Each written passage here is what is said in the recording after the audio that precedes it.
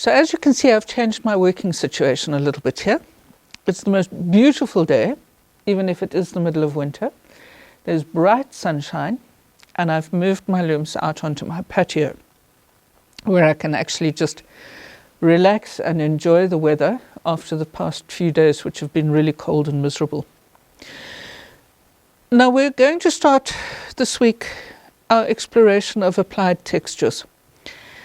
And if I just move my loom a little bit, you'll be able to see the sort of thing that I'm talking about here. And the first thing that you need to learn when you're doing techniques like this is how to make a butterfly. And I know that some of you know how to make a butterfly, but just for those of you who actually don't know how to make a butterfly, I'm going to give you a quick demo, because this sort of applied texture that we're putting on here works on a supplementary basis. So we actually are applying the pattern thread on top of a ground cloth.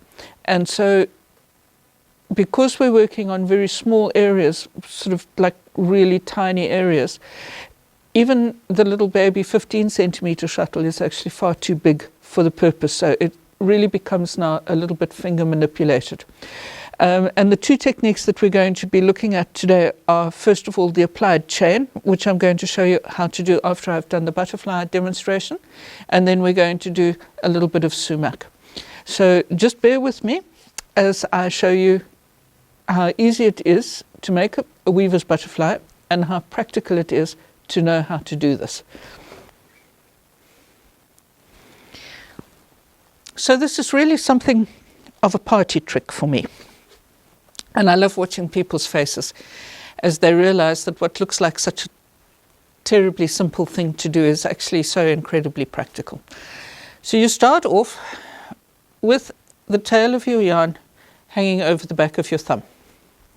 And then you're just going to wind a figure of 8. We all know how to do this. It's as simple as anything, so I'm not going to do terribly much here. And then you cut it off. So there's my figure of 8, and I've still got my little tail hanging over the back of my hand. And this is the bit that I cut off, and I'm going to simply take it over my index finger and pull the tail through the little loop. Just like that, pull it up tight. And do it again. Oops, lost it.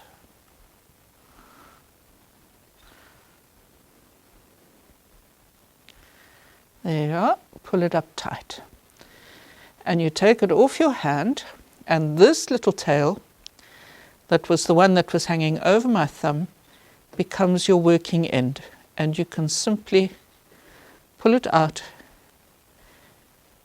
as you need to while you're working with it. And it's as easy as that. Let me do another one, just so that you know exactly what you're dealing with. Here we go again. I'm going to start off. I've got my tail hanging over the back of my thumb. I'm going to wind my figure of 8.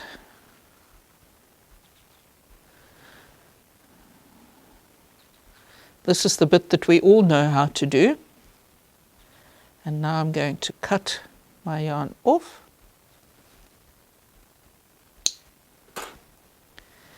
Take the tail, not the tail that's hanging over my thumb, that one stays there. This is the tail that I've just cut off.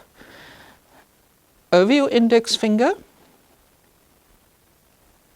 behind the butterfly and through the loop, just slip it off and tighten it up. And do it again. Over your index finger, take your tail behind the bundle, pull it through the loop and tie it off. And there we are. We can use our butterfly.